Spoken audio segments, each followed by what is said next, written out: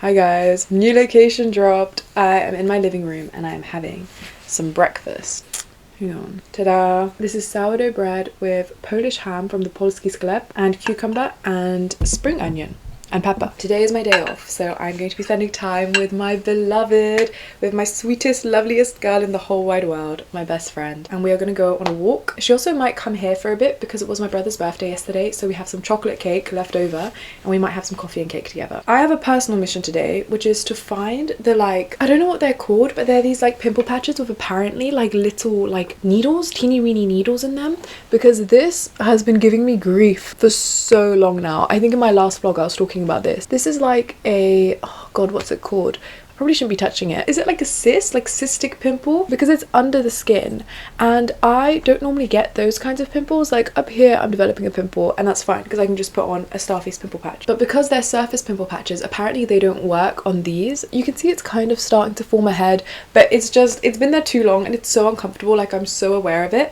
So I think I'm gonna try those wait, guys, these jeans are dirty. I just realized. I can't see the viewfinder, so I don't know if you guys can see this. That is glue, but it's really cool. I'm making this photo album thing for my siblings. I'm using, it's this glue and it's literally just made out of almonds, I think. Almonds and cornstarch or almonds and potato starch or something. But that's really, really cool. It was actually my boyfriend's, but he left it with me and I've used most of it. So it's basically mine. Anyways, I'm gonna have to see if that comes off with water because I was putting the glue on the pictures on my lap yesterday and I didn't realize that has dried very visibly. Anyways, cheers guys. Before my friend comes, I need to quickly do my makeup and then we can get ready and make some coffee for when she arrives. This is so Polish of me, but sandwiches for breakfast. Sandwiches with also lots and lots of veggies on. I wish I had some tomato and some red pepper. Ooh, that would be so good.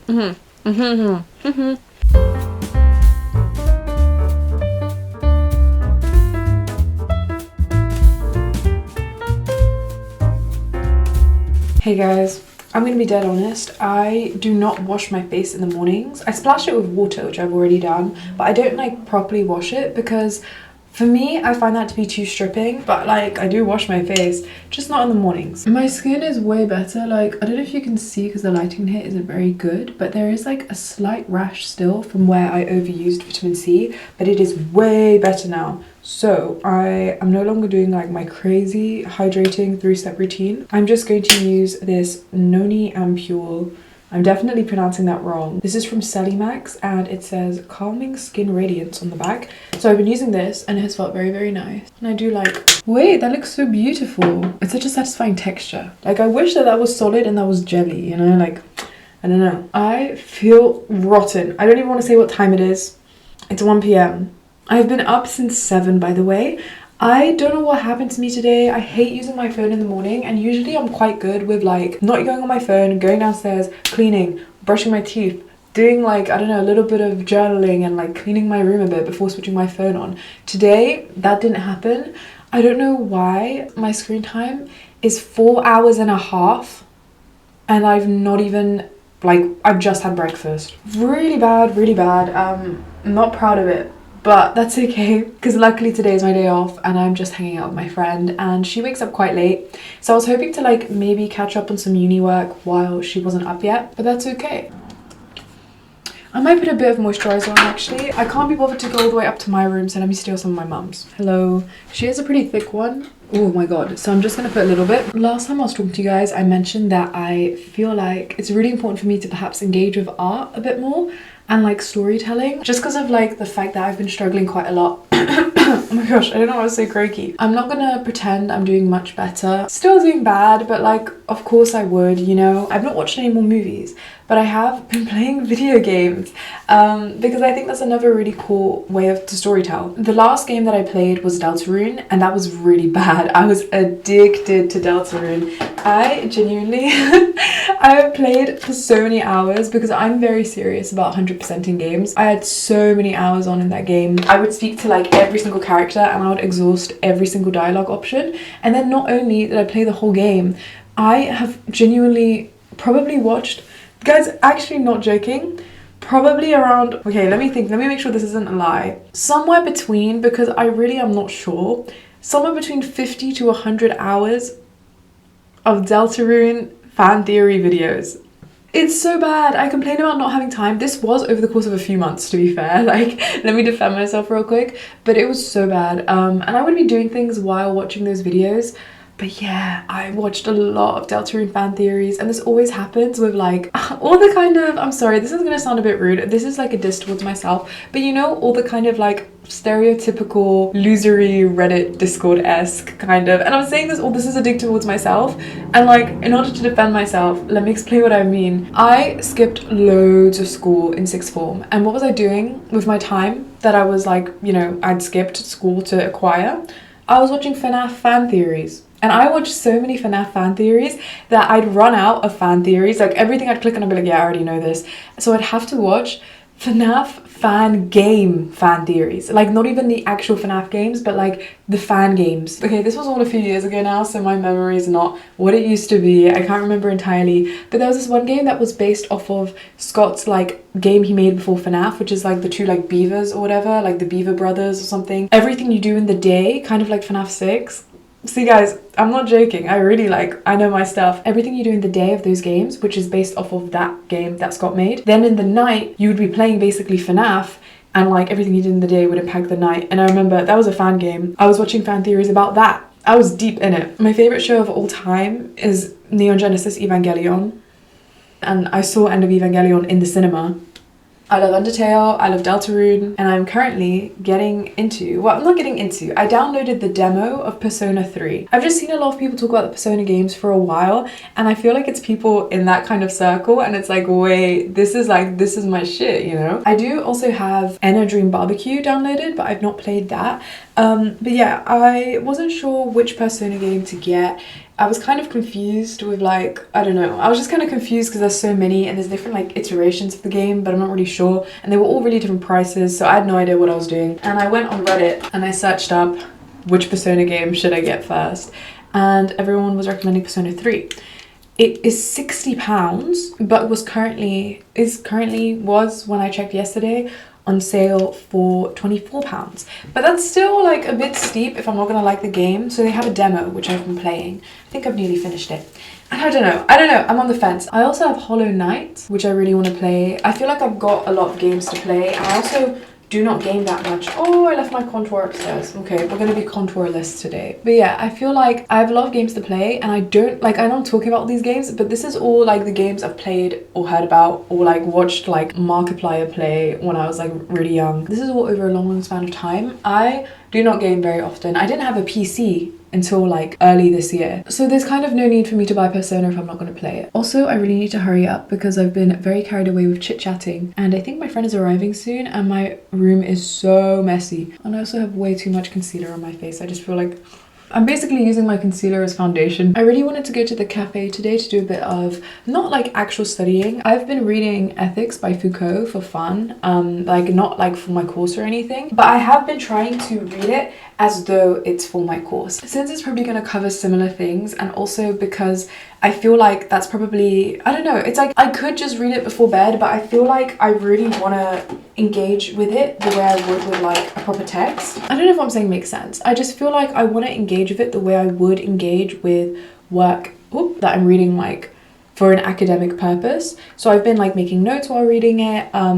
That's it really. I've just been making notes while reading it, but I've been trying to kind of like treat it like studying, and I really struggle studying at home, so I was hoping to go to a cafe or something today, but obviously I woke up very late, and today is my day off. I'm going to switch my pimple patch as well, but I need to clean my hands for that, and currently my microphone is in the sink, so I'm going to go and I'm going to do that. My best friend should be arriving very soon, so I think I'm going to have coffee and cake with her, and then we can go for a walk, and then I'll see you guys when I'm back.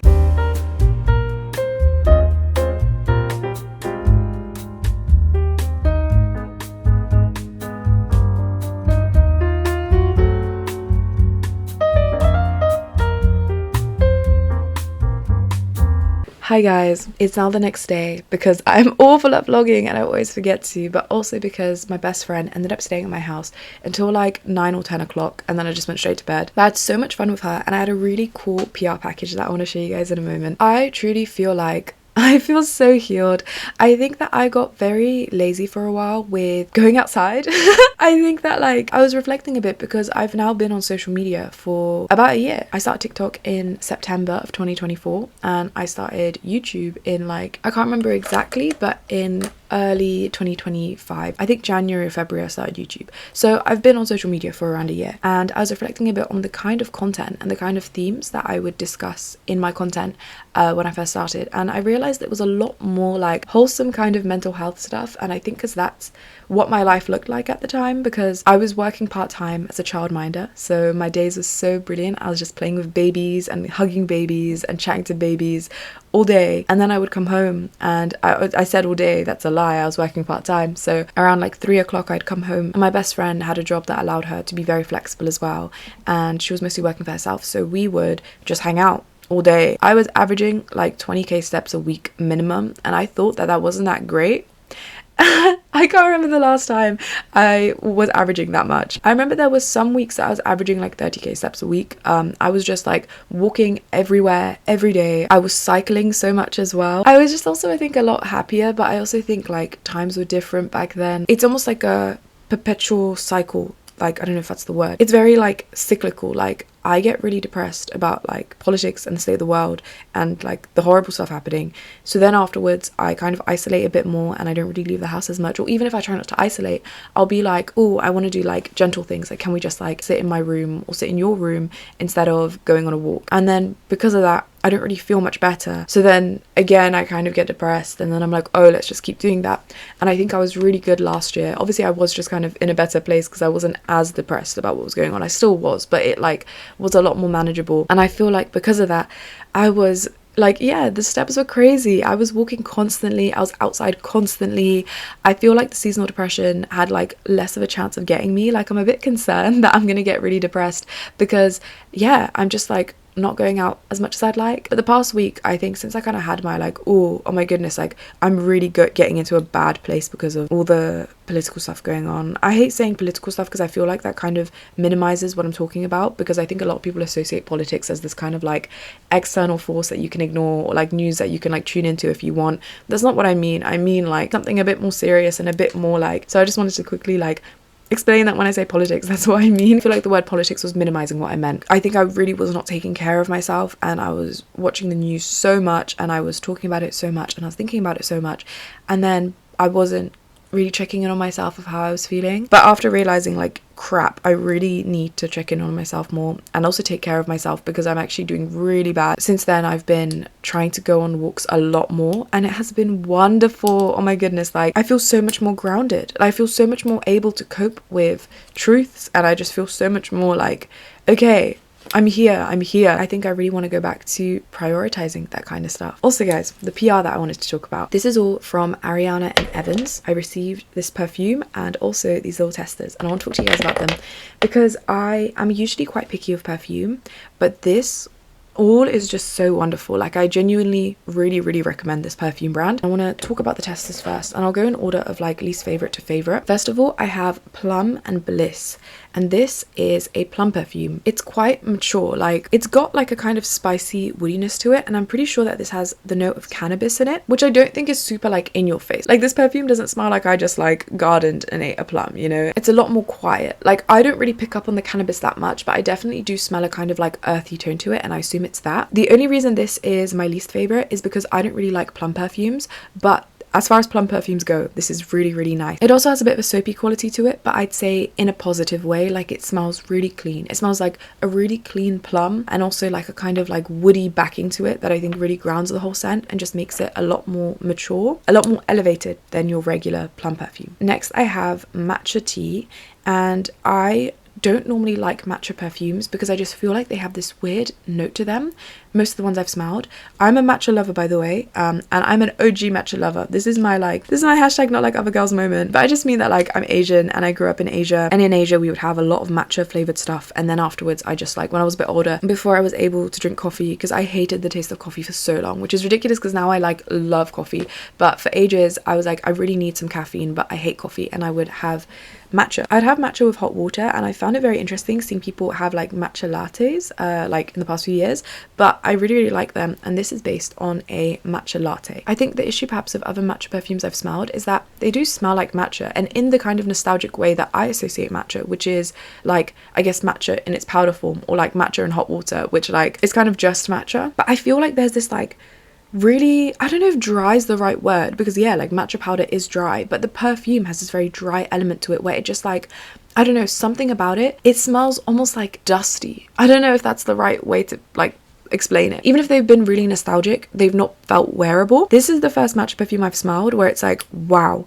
this is so wearable, I want to smell like this. And it might be partly because it's based on a matcha latte, so it's got a bit more of a creamy quality. Like there is definitely matcha here that is very smellable and like detectable, but it is not the key thing. Like it doesn't just smell like I've rubbed matcha powder on myself and I just like smell exactly like matcha, because as much as that is a wonderful smell, I don't know if I want to smell like matcha. This smells like creamy matcha, but it's got a bit of spiciness to it as well, which I think like grounds the whole scent. I really like a bit of spiciness, or like a bit of warmth in a scent. Similarly to Plum and Bliss, it also has a bit of a soapy quality, but it's really nice. Like it smells like I've done an everything shower and I've really cleaned myself, and then I've gone downstairs and I've made myself a matcha latte, and I'm drinking the matcha latte, and I also can smell like the soap on myself. Like it smells really clean. Next I have Tramp Stamp, which is supposed to be based on like getting a rose tattoo in the early 2000s. This for me, at first I thought I didn't like, but then once it's set, I was like, wow, I really like this. This has rose and I think clementine, or like another kind of citrusy scent. I can't remember the note exactly, and I really love those notes. But it also, interestingly,